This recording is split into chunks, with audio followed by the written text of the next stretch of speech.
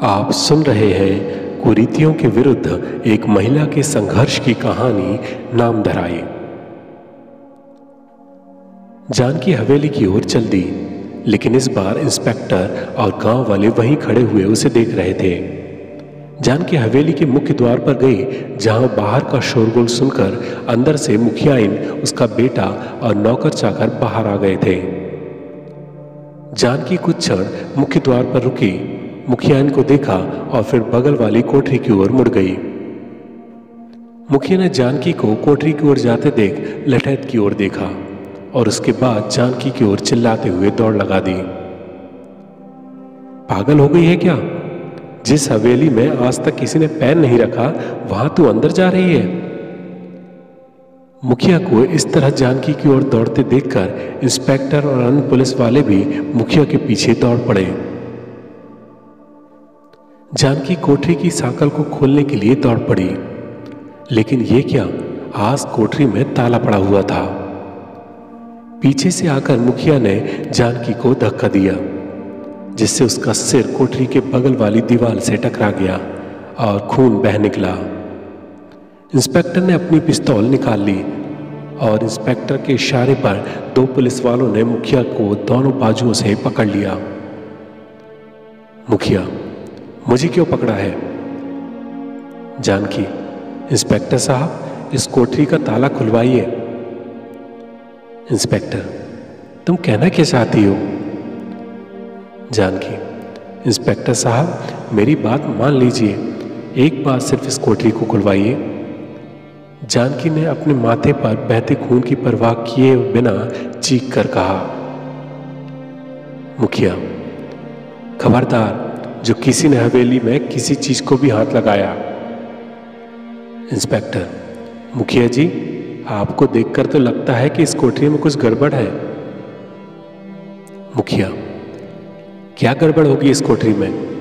वैसे भी ये कई सालों से बंद पड़ी है और इसके ताले की चाबी का भी पता नहीं है। जानकी, नहीं इंस्पेक्टर साहब, ये झूठ बोल रहा है, मैंने इसे 2 दिन पहले ही खुला देखा है। मुखिया के माथे पर पसीने की बूंदें साफ दिखाई दे रही थीं। लठैत का चेहरा भी सफेद पड़ गया था। इंस्पेक्टर, मुखिया जी, इसकी चाबी दीजिए। मुखिया, मेरे पास कोई चाबी नहीं है, मैंने कहा तो कि इसकी चाबी गुम गई है, यह कोठरी कई सालों से बंद पड़ी है।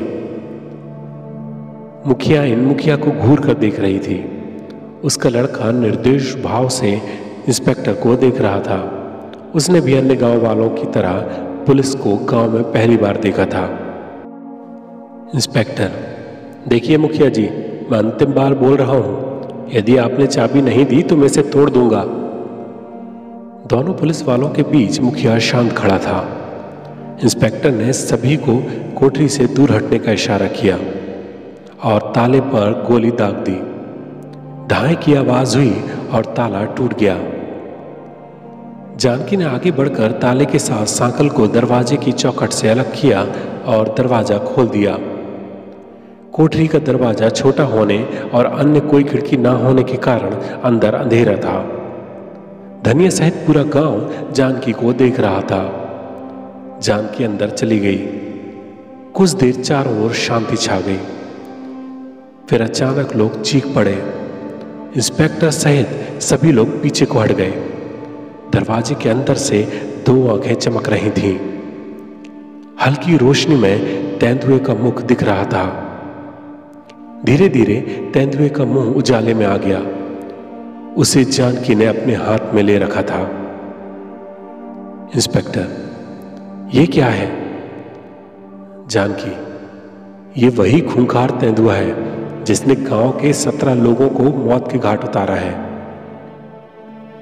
इंस्पेक्टर ने मुखिया की ओर देखा तो मुखिया सिर नीचे किए हुए खड़ा था।